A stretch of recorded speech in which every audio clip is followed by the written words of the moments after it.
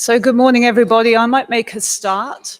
I'd like to welcome you to ADFA Open Day 2022.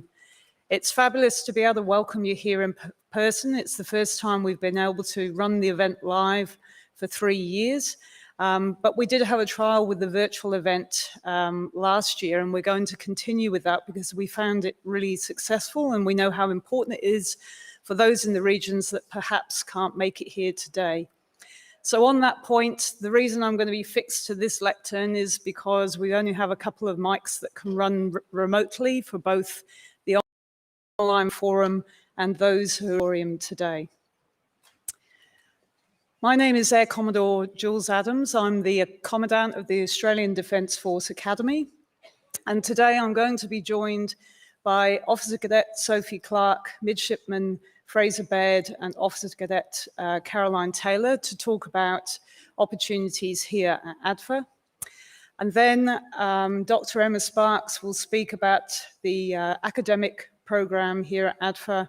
And then lastly, we'll have Captain Jack Dorning, who will talk represent Defence Force recruiting. There'll be opportunities after each speakers to ask questions. Alternatively, at the end, if you have more detailed questions you wish to ask, we'll be holding a forum up on level 2, a Q&A session, so that you can ask in a more private and intimate session. So what makes ADFA unique? Well, firstly, you are a full-time member of the Australian Defence Force, which means you're subject to the full benefits of conditions of service. And that means pay, superannuation, subsidised food and accommodation, free medical and dental, to name a few. And it means that you're being paid while you study, no need to work a second job, and no HECS debt at the end, which is a bonus. I'm going to cover the pay in detail on the next slide so you get an understanding of what that means while you be studying here. It's a world-class academic program. So we're partnered with the University of New South Wales. They are one of the group of 8 universities. And the third point there, they offer an exceptional academic supervision and support program while you're studying here. Most universities, you will be taught in really large groups. Here we have 9 students to each academic, so that level of support is unprecedented, and it really means that all students here have the best opportunity of graduating in 3 or 4 years, depending on what their academic program is, and we have a really high success rate here at ADFA. It's an international tri-service academy, so we have representation from 13 countries around the world who are studying here as well. It's an opportunity for our students to engage with those international students and also participate in semester exchanges and study programs overseas. Concurrently with the academic program, we're running joint military education and training, which I will cover in more detail on a later slide. And I suppose another selling point is that your career is, you have a guaranteed career on graduation. So most people coming into the academy know what they have joined to do as a profession or a category. Some people from Army won't, but in the most part, everybody else will. And lastly, it's an opportunity to really build a lifelong professional network of people starting here, Army, Navy and Air Force, to carry you through not only your defence career, but what you might choose to do beyond that. So I said I would cover the pay. Navy start a year before the other 2 services coming into ADFA. So they start down at Creswell doing a year of single service training to make sure they're suited to go to sea. So they will always start a year ahead of everybody else, and consequently, by the time everybody comes to ADFA together, they're at 1 head. But as you can see, you're reasonably well paid coming here to study. I apologize for the complexity of this slide, but I thought it was important to explain the difference between the 3 services and how they interface with ADFA. So each of the 3 services do something different on entry and exit from ADFA. So starting from the top with Navy, I've put it on a timeline. So those that wanted to come into the academy in 2023 already came through Defence Force recruiting and their officers selection board in 2021, and they are currently down at Creswell doing their initial training before they join us. Army and Air Force, they are going through Defence Force recruiting now and then their officers selection board. So if you want to join us in 2023 as Army or Air Force, you'll need to register with Defence Force recruiting today, because those officer selection boards are only being held for the next couple of months. So you're getting very close to the cutoff point. The next 3 years, so from 2023 to 2025, you're in a three-year training program, regardless of service, regardless of the degree that you choose to study here. So in that 3-year period, you'll be doing your academics, joint military education and training, which I'll cover off on shortly, and you'll have touch points into single service training as well. On exit from ADFA, Navy will stay here if they're studying engineering or they're in an honours program for a year, and then they'll go out into Navy. Air Force will do the same. They will stay for an extra year if they're doing engineering or honours. Whereas Army will go to for 12 months, regardless of what they're studying here. And then if they're studying engineering or honours programs, they will come back on this timeline in 2027 to finish. So it's all slightly different depending on which service you're in. Everybody, though, when they first come to ADFA, does a period called YOFT, which is Year 1 familiarisation training. So we've got a word cloud there to describe all the types of things you'll be doing in the first 4 weeks while you're here at ADFA. What underpins everything is our ADF values of service, courage, respect, integrity, and excellence. And that informs the behaviors we expect of people while they're here, and we hold people to a really high standard. Teamwork is obviously a high feature as well, but for some reason, what came up as an important thing as a block at the bottom there is cleaning, washing, and ironing. So if I've got anyone in the audience that is thinking of coming here in 2023, I give parents full permission to start practicing on those skills right now. The Joint Military Education and Training Program runs concurrently with the academic program. It broadly covers command, leadership and ethics, joint warfare, national security, policy and strategy, and technology and capability. So it's a comprehensive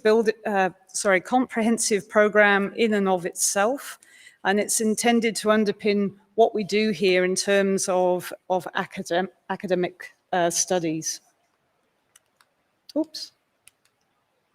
So to give you an idea of the number of people studying here at any given time, it's somewhere between 1,100 and 1,150. So currently we have 1,126 students here, broken down into 282 Navy, 385 Army, and 394 Air Force. This year we have slightly more Air Force because we took more year ones in this year, and we have more Air Force studying engineering programs in their 4th year than the other 2 services. We also have 65 international students. From a female representation perspective, it differs by service, and the number differs year on year. So you can see at the moment we're 27% Navy, 20% Army, and 33% Air Force. That number has been as high as 46% for Air Force and as high as 36% for Navy. So it does go up and down. In terms of intake for 2023, we already know we have 78 Navy students joining us in January because they're already down in Creswell. And our target for Army is 140. Our target for Air Force is 105. So you can see the numbers are relatively small and competition is fierce for those places. From an international engagement perspective, you can see the countries up there that are represented here at the Academy.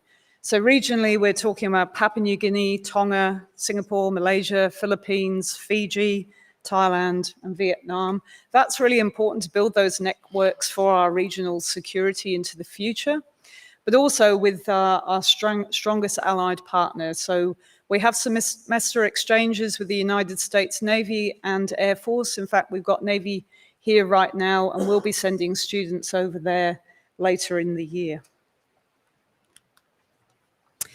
I mentioned support earlier and how unprecedented that is here at the Academy, and it comes from all levels. So our military staff come from Army, Navy, and Air Force. They are both officers and enlisted, various backgrounds and experience, and many of them that interface with the students directly have come through ADFA themselves. We have chaplains here whose strong emphasis is on pastoral care and general well-being, but they also provide that religious and spiritual piece as well.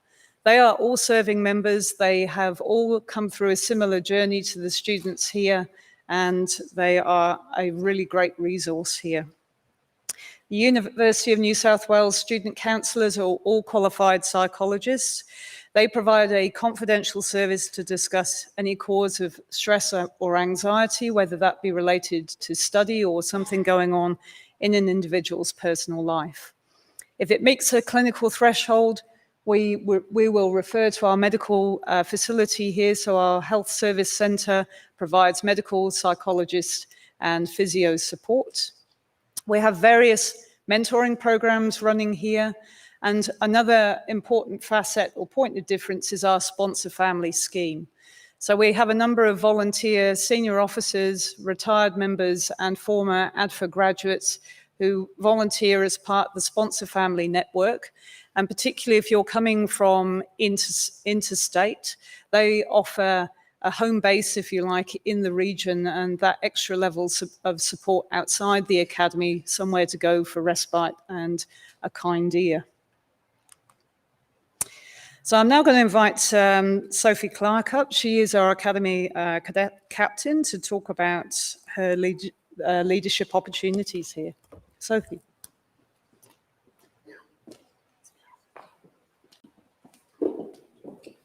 Good morning, everyone. So I'm going to talk to you about the leadership opportunities that we have at ADFA. So firstly, I'll start with the trainee officer formal leadership appointments. So they're offered usually to the third years of the Academy. Occasionally some second years can get appointed, but you apply at the end of second year for a role which offers influence and responsibility across the Academy. So for myself, I was appointed the Academy Cadet Captain. There's also the different squadrons across the Academy, which for you guys that are students is equivalent to house captain at school. There's also sports and vecs, so you can become a president of the sports and vecs, or you can also run different facets of the Academy, such as the sports coordinator, diversity and inclusion, or become a member of the mess committee. With that, you work for the whole year with a supervising officer, so that's usually a member of the chain of command, and they work to mentor you through the whole year, helping you with your admin as well as your public speaking skills,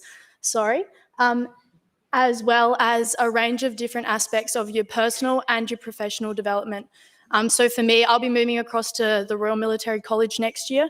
So my supervising officer is the commanding officer of the Academy, and he set me up really well for moving across to RMC next year. Within the mess leadership positions, you guys will have an opportunity to walk through the mess later today if you choose. The mess is a huge part of the Academy identity. So within that, there's a range of different positions that you can hold, which include being the food coordinator. So they're in charge of the food standards at the Academy, as well as they get to organise morning teas for the Academy for cohesion amongst all the different year levels and services. There's the facility always improving the aspects of the Academy mess. as well as the events officer. And the events officer runs all of the academy events. So that can include our 1,000 Days to Go, which is at the start of the year, which is pretty much a celebration for the first year cadets to be integrated with the second and third years. There's a few other events, but I won't touch on them now. There's also the extracurricular clubs. So Caroline will talk about that later, but basically we've got a range of clubs that includes AFL, rugby, netball, as well as the VEC side of things, which is if you're not interested in a sport as much, you can get involved in the military skills group where you get to handle weapons, as well as doing other VECs such as Sisters in Arms, but you'll see them amongst the academy today, and I'm sure you can get to talk to them. We've also got the annual leadership challenges. So they start in first year, and that'll usually be only like 1 to 3 days. And that is where you're working on being a team member as a section, and you're really working on your followership skills. But then it progresses each year. So we're about to go on our third year leadership challenge, and that's a 1 week out at Majura, which is pretty much going outfield. And you're in charge of a section while you're there of 8 to 12 cadets. And that's where you have to lead your section through different scenarios.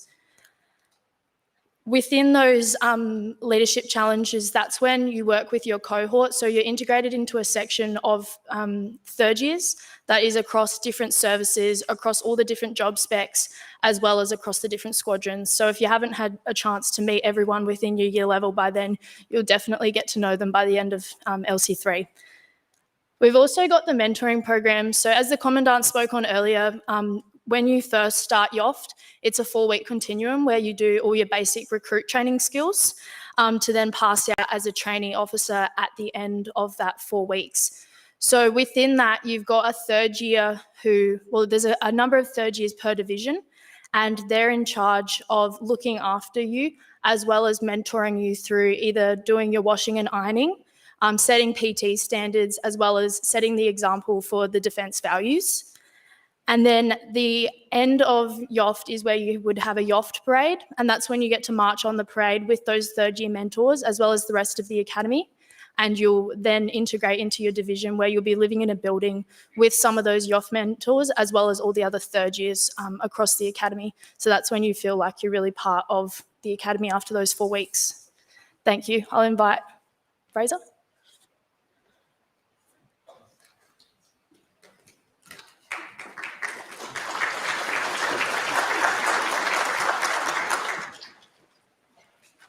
Good morning, everyone. So I'll talk about the ADFA lifestyle, touching on accommodation, recreation, and social interaction. So in terms of the lifestyle here at the Academy, trainee officers have a structured and busy lifestyle compared to our standard university counterparts.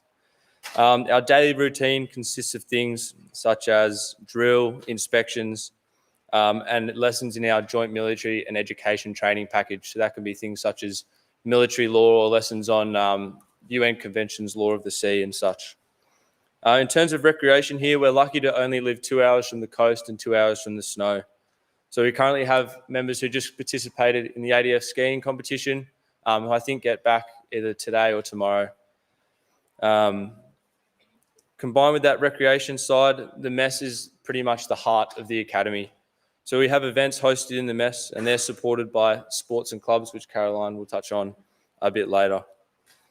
So the academy accommodation, we're broken down into each of our buildings houses a division of people. So that's between approximately 40 and 45 trainee officers that all live there. That's further broken down into 6 sections, which are then broken down into half sections. So when you'll arrive, you'll be living in a half section with 3 other first-year trainee officers, with a third-year trainee officer living at the end of your half section. So there'll be 4 people sharing a shower, and a bathroom and a laundry. So those 3, usually 3 or 4 divisions accumulate to a squadron, they'll be the first kind of people that you meet when you get to the academy.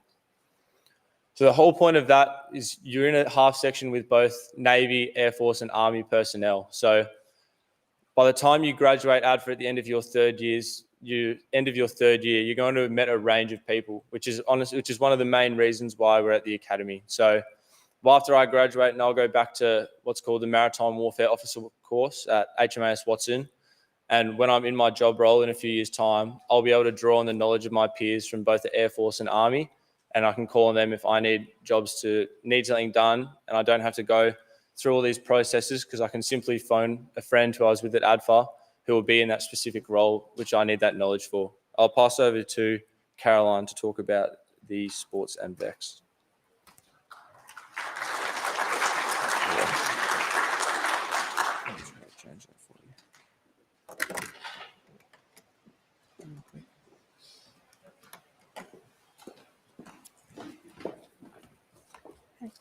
Hi everyone, so I'm Caroline, the Academy's Chief of Staff at ADFA.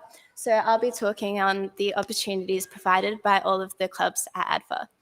So there are numerous clubs, a lot more than you can probably get through at your time here, which I have tried and failed to achieve throughout my past 3 interested in. And you will see them on display hopefully around the Academy today across the different stands, from our adventure training group doing their abseiling demonstration to the military skills group doing their section attack on the parade ground, as well as other performances from the drill, band and martial arts clubs, just to name a few.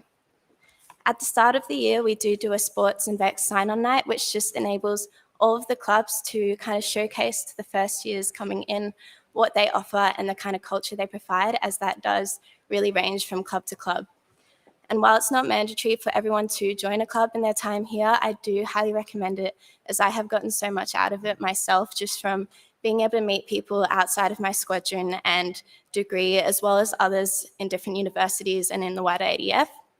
Each club does usually participate in both internal and external activities, so that can range from our volleyball club doing their social events on a Wednesday night and just round robin games, to going and looking at ADF conferences as part of the Future of War VEC, bursting other universities in most of the other clubs, as well as participating in ADF championships, such as we had a couple ATOs go and participate in the ADF Alpine Snow Championships in the past month or so. Being involved in a wide variety of extracurricular activities whilst at the Academy enables us as future officers to network with people outside of our services and year levels, which is really beneficial, as Fraser mentioned, in going into our future careers, having people that we can contact when we need them. And it is one of the things that I guess differentiates us going through ADFA and having that tri-service environment and network, as opposed to other methods of entry. Thank you.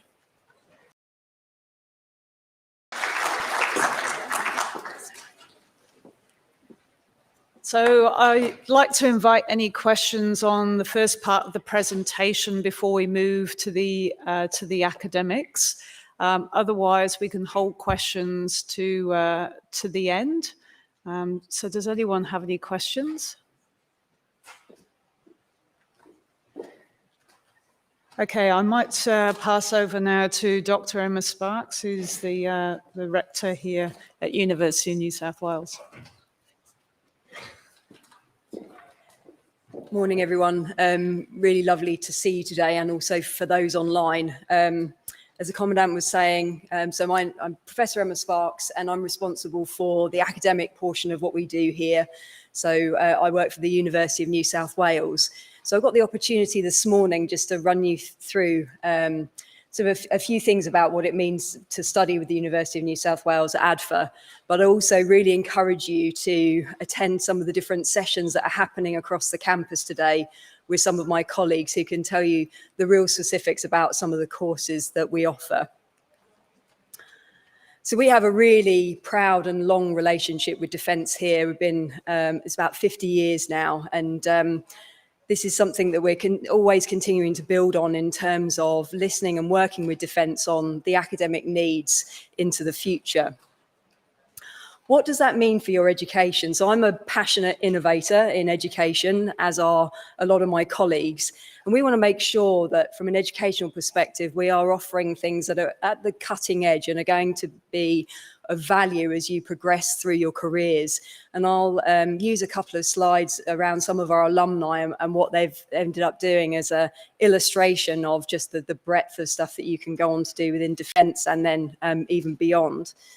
So as is shown here you can see our workshops. We have everything you would expect from a normal university in terms of our facilities, but we also try and make sure that everything we're teaching is in context. So we try wherever possible, it's using those real world examples to bring things to life. It's making sure that we're using our technology to enhance our learning journey for our students as well. And as the Commandant was saying, we support you in many different ways, whether that's directly from an educational perspective or whether it's that broader wellbeing piece. ADFA is unique as a campus, and so there will be many things that you won't see at any other university, which I always think is quite a good thing. Hopefully you'll be looking at lots of the demonstrations on the parade ground earlier, and also the amazing sporting facilities that we have here as well.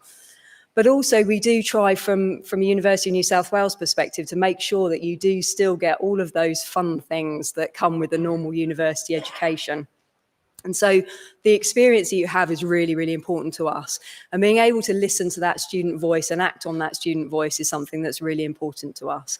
So whether it's our community month, where we have lots of things happening across the campus, or whether it's linking in with sort of broader clubs and societies across the university, as well as the ones that ADFA have here, you know, there's lots of things that you can engage in, both within your study time, but also outside of that. The Commandant also mentioned about support. And so from a university perspective, there are lots of different things that we offer into that package. So whether it's maths and physics, you know, the fundamental stuff for whatever course you might be studying, or even just more generic academic skills, we understand that it's quite a big transition when you come to university. And we want to make sure that you're studying in your time at ADFA. So whether it's the reading, writing, listening, all of those things are there. We've got the Academy Library, we've got a lot of online resources, particularly over the last couple of years. We've really stepped up, as lots of institutions have, in terms of how we can use those broader digital resources to support learning. But then also there's the things that sit outside of that, and the Commandant mentioned about our everything is in and around wellbeing, from our counsellors through to general support for things that even if it's related to things outside of your academic studies, we are there to be able to support you. And I think that's something that's really important. And today, I would very much encourage you, again, in terms of the facilities we have here, go and have a look at the library, see all of well, I love books, but I am an academic. Look at all of the amazing things and resources that we have available to you. Also, as was mentioned, we, as University of New South Wales, are a member of the group of 8 universities within Australia. That means that we are one of the top research-intensive universities, and we're exceptionally proud of that status and of our world rankings as well, which you can see we're within that top 50. This also means, you know, we have world-leading researchers across all of our disciplines, and these are people that are publishing in many different areas, having significant impact to things that are of global significance. And we pull all of that through into our teaching and into the things that we are teaching. And also the fact that you are being taught by those people that are engaged in that world-leading research. Also, as was noted, we're very, very proud of the fact that we have a very low staff to student ratio. So that means that you get a lot of dedicated support, you get a lot of access and time with our academics, which is very, very unusual within most universities, but particularly within the group of 8, something that we really feel it stands apart. And also, as was noted by some of our trainee officers, about creating those lifelong connections. So that's not just within a defence context, that's also within an academic context as well. So you know those people that you can call upon across your career for different things that you'll be engaging in. But don't take it from me, take it from some of our alumni. So I've interspersed a couple of slides from some of the people that have gone through study here. So Jack was civil engineer, and again, he very much reflects that importance of that sort of practical-based education that we provide, and has really found that to be invaluable in what he's gone on to do. So I'm only going to touch on the degree programs piece, because if you're online, hopefully you'll access all of the different resources that we have available to you. If you're here today, and as I say, please do go and see colleagues. We've got a number of stands that are out in the foyer of the auditorium here. We've also got dedicated sessions from each of our schools around all of the different degree offerings, but I'll just give you a little flavour of what we do. So for each of the areas, whether it's arts, whether it's business, whether it's engineering, there are different routes through. This just shows how many years am I expected to study for this particular thing, and what are all of the different potential majors that I could have within this. I've got a slide that talks about assumed knowledge in a bit, because it's not something that comes from the university, but my DFR colleague's going to talk a little bit more about that in his session afterwards. And it shows the fact that you've got all of these different routes that you can take within this particular degree. So another one of our alumni who studied on the arts, and so he actually majored in history. So as it said, there's all those different majors that you can take if you do take a business degree. And that's something I work with academic colleagues to determine as you're progressing through. So this is all about, again, that application of real world skill. When it talks about selection rank, that's sort of the ATAR that we're looking for those particular areas. I'll also talk about some of the point systems that can be used to actually enhance an ATAR score as well. Bachelor of Computing and Cyber, so again, 3 years. In this case, it's not applicable. It's just a major in its own right. It talks about the mathematics as being assumed, and we've got people that you can chat to around what that sort of level of knowledge is that would be required. I wanted to see if the technology works now. This is the test. I wanted to, again, just to show you before we launch into some of the engineering programs, the sorts of things that we have available to our students to be able to provide that context to the learning. Critical infrastructure is essentially the services that we rely on. Probably can be real hardware, which is actually seen in critical infrastructure. It's very important to actually have real hardware as opposed to hardware. That's really what vulnerabilities are. So students learning the critical infrastructure cybersecurity course about devices in critical infrastructure. It's very important to actually understand what the devices are and do. It's quite different from the IT areas. So again, I don't know if you may have already been over there, but over in Lecture Theatre North, we've got our autonomous systems group. We've got various bits of robotics and different gadgets and gizmos that you can go and have a look at. These are all the sorts of things that we use to enhance our learning across the different programs. So for engineering, you'll notice this has got the bracketed honours, so that makes it 4 years. And there are a number of specific degrees that exist within that stream. So whether it's aeronautical, mechanical, or naval architecture, and again, you can speak to people today about those the specifics of those different ones. You'll notice that for our engineering disciplines, there is a higher ATAR required for those, and it's because of the technical nature of the content. That again is just for aeronautical. And then also science. So within science, there's a number of different majors, as it says there, through from chemistry, geography, maths, oceanography.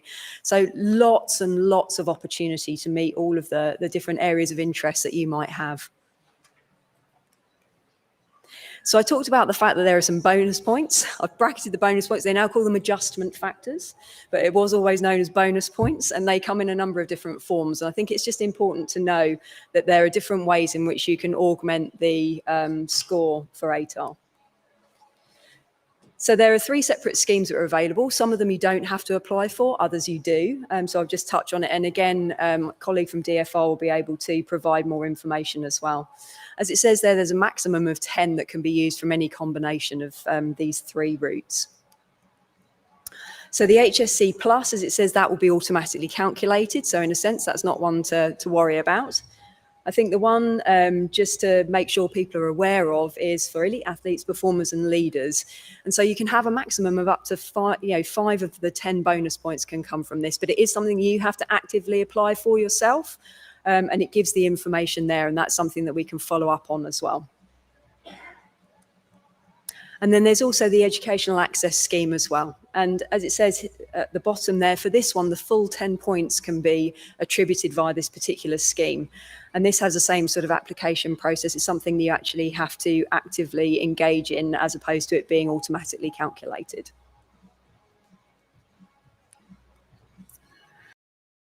So how to apply?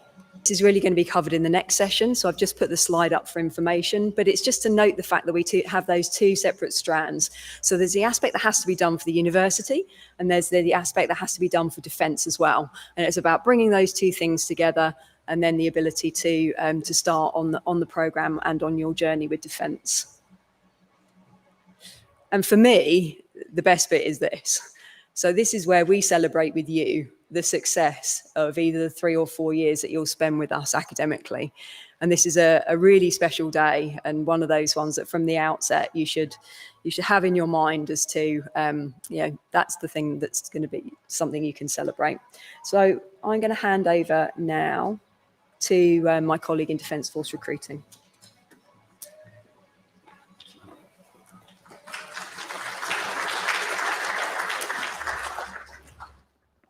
Okay, good morning, ladies and gentlemen. Thank you for coming today. I'm here to talk to you in two capacities this morning.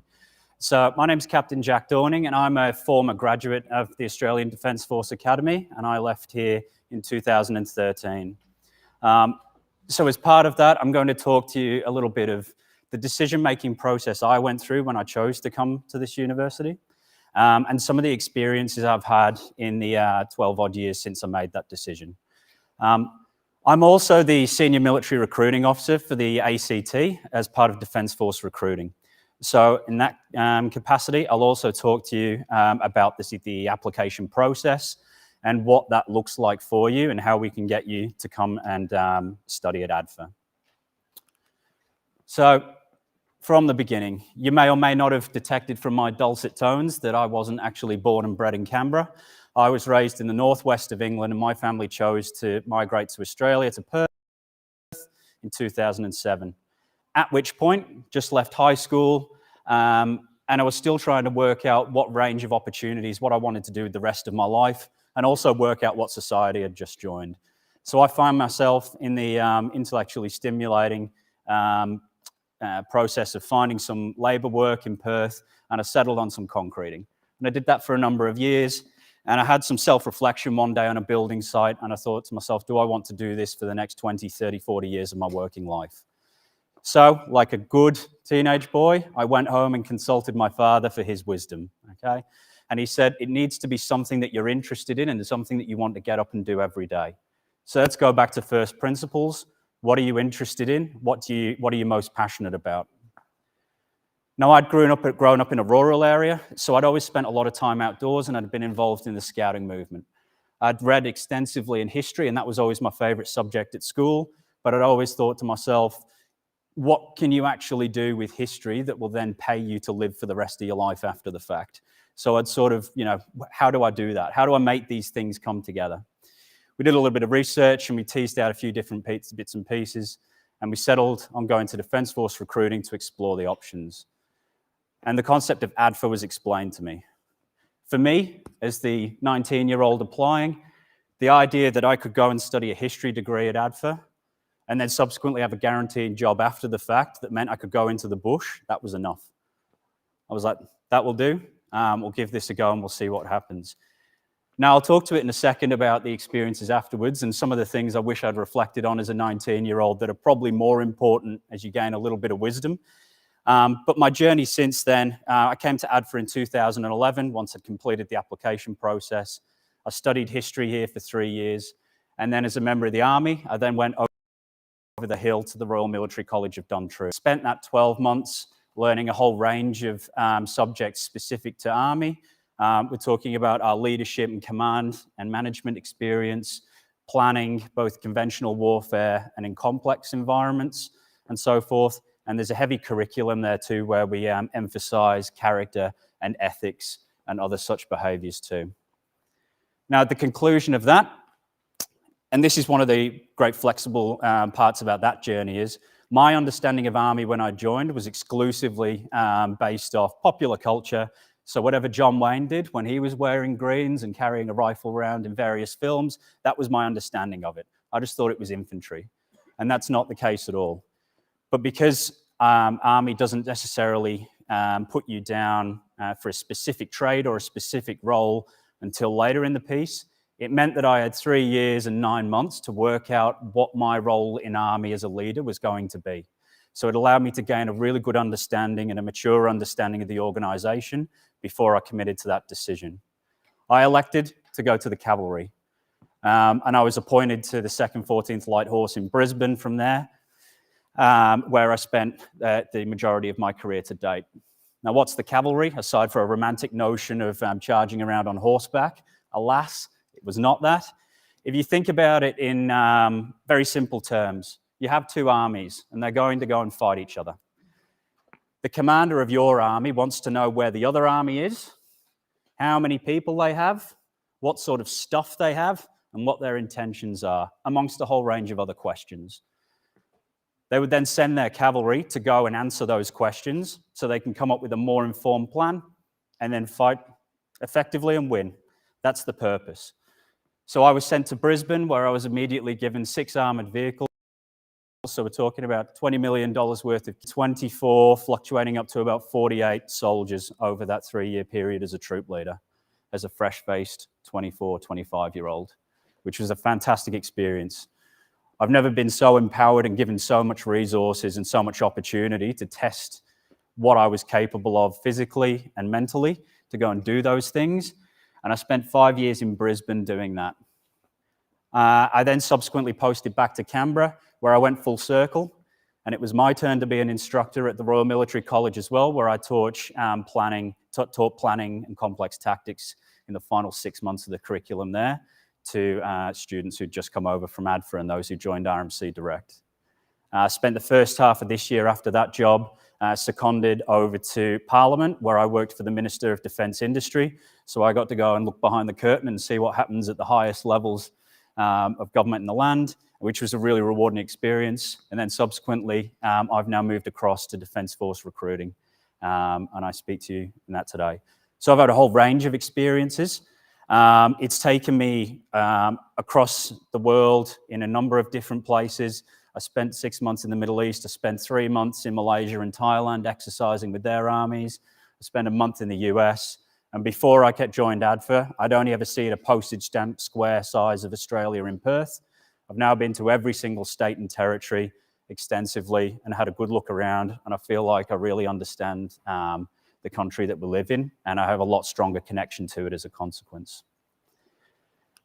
Now, this is sort of a slightly ugly side, and maybe this is probably going to be more pitched towards the parents and the guardians, but this is what I wish I knew as a 19-year-old, instead of just going, oh, so I'll get paid $46,000 in my first year. How good. Oh, my degree is free. Well, so what? That is your salary. What does it then mean for you? Your pay increases each year, as you saw on the Commandant slide, as you gain more experience and more qualifications as you move through your experience in the Defence Force. While you're there, you'll be accruing super at a rate of 16.4%. To the parents, I trust that you advise your children what that could possibly mean for them going forward. And you'll be starting life with no debt. You'll never be paying anyone back. Your degree is paid for you, so you'll always be ahead from the beginning. And later on in life, when you're in the workforce, UNSW offers a whole range of postgraduate degrees as well, which you can study by distance, part-time, which are also, you can get free versions of that too, or subsidized versions and so forth. So that opportunity exists for you too. Now, ADFA is a 9-year commitment. So we're only going to have a lot of interactions today where people talk to you about what the ADFA experience is like. It's important to obviously remember as well that then there's subsequently a job component after the fact, all right? So what does that 9-year commitment look like? So I'd like to put this down to you as an example, and obviously this example will vary based off which service you go to, which trade you do, and how your career unfolds. But if you were to join ADFA, study a Bachelor of Business, for instance, within the Army Officer stream, and then subsequently when you completed your training, be posted to Brisbane for the first time like I was. This is what it could look like for you. So say, let's put this as a 10-year commitment. The reason I say that is after 10 years, you get 3 months of paid long service leave there as well, which is a nice little thing to have, a nice little mid-career break after 10 years in the workforce. So what could your life look like? What experiences and what position could you be in by the time you're 28 if you were to join as an 18-year-old? You'll have earned approximately $830,000 in that time, okay? So after the tax man has been to come and see you and collected, that's around about $640,000, okay? Bearing in mind, during this time, you have no debt. You will have accrued approximately $137,000 in your superannuation account by the time you're 28. I encourage you all to do some Google research on what the average super balance looks like for a 28-year-old in Australia. I promise you it's significantly less than 137,000. If you were then posted to Brisbane, you would then be allocated, or any major city, any posting locality, you're eligible for what we call rental allowance. That's to subsidise your accommodation there.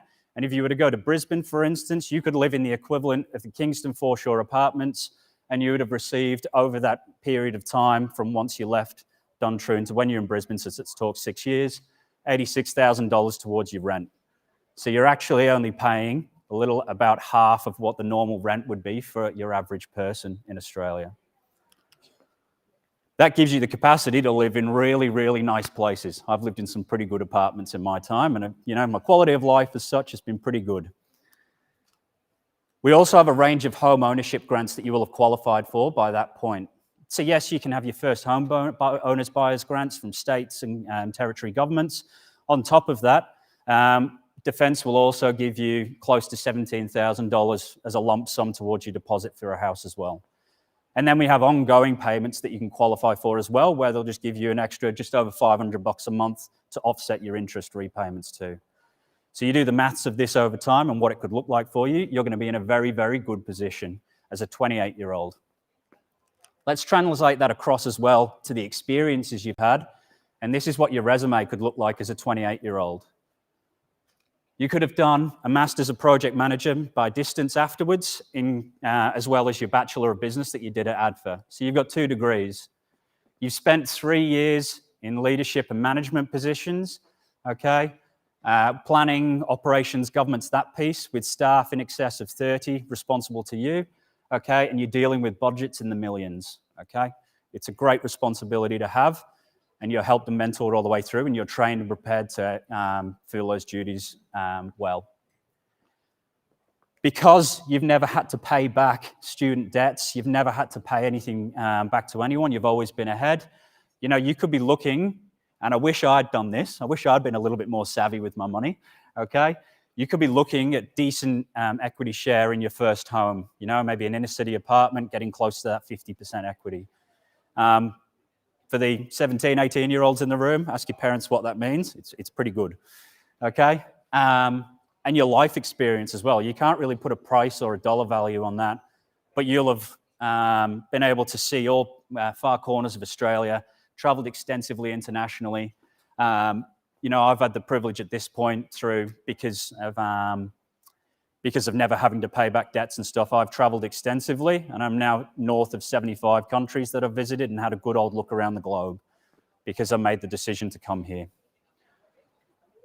So that's some of the things, some of the benefits you could reap if you're now in 10 years' time stood where I am now, and I encourage you to examine what those things could mean on defence jobs. So if that sounds interesting to you, how do you join? How do you get a part of that? So to be an officer through ADFA, it's a 7-step process.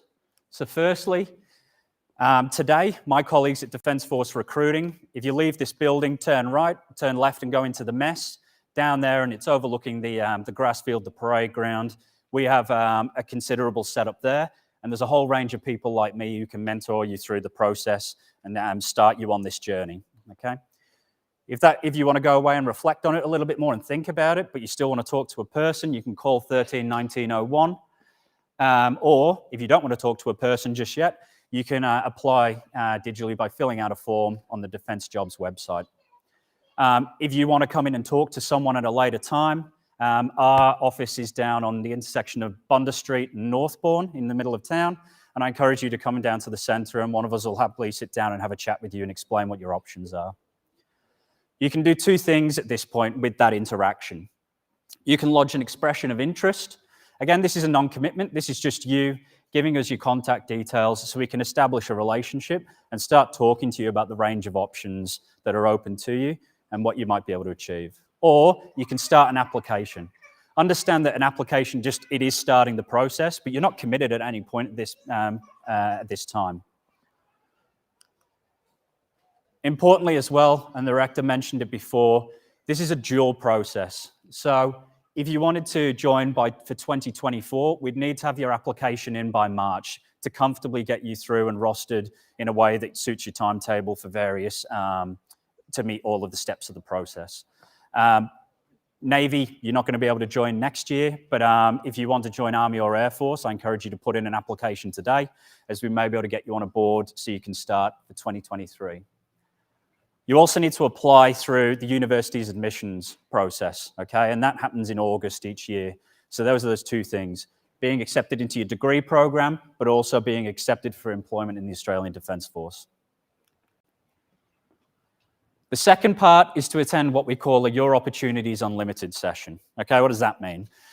Basically, once we've established that relationship with you, we'll appoint what we call a careers coach. It's someone in uniform, someone who's been out in defence for 10, 15, 20, 30, 40 years and has a whole range of experiences and understands the breadth of the jobs. And they will then mentor you through and explain those things, and we'll work out who you are and then recommend a job that's probably best suited to you, okay? As part of that, we do a diagnostic, okay? What does that diagnostic look like? So we have a whole range of psychologists that run it, and basically it's trying to understand psychologically, intellectually, where your strengths and talents actually lie, so we can match you to the most appropriate job. So we're talking about things like your logic and your reasoning, your spatial awareness, your problem-solving ability, stuff like that. That's what that is. It's not necessarily a test per se. What it does is just unlock and sort of maybe align you to something that you're probably going to be really good at and therefore enjoy. So once you've done that, you can then attend an assessment session, okay? This day is where you'll have 3 touch points with us. You'll sit down and you'll speak to a uniform member, okay? And that's kind of like a traditional job interview, okay? Where they'll be talking to you about your motivations for joining defence and why you want to be there, and that you understand what you're applying for. You'll also you'll have a medical with a doctor, and that's because we also have a duty of care to you as well, all right? We need to check that, the person who hasn't had 20 shoulder reconstructions from an extensive rugby career isn't aligned to a job where they're going to have to carry heavy things for a very long distance for the rest of their life. It's probably not a good idea. So we go through that medical process and check that you're fit and robust enough for military service. You'll also sit down and you'll talk to a psychologist who will check that, yep, you and service life are very compatible, and everything goes forward from there. So once you've had that day, then you'll progress forward to come to ADFA to an officer selection board, okay? At the moment, they're conducted virtually, but we're looking to move back to a model of going back to face-to-face, where there'll be a panel of officers like myself who have that experience, and they'll sit you down and they'll try and identify what potential they see in you, okay?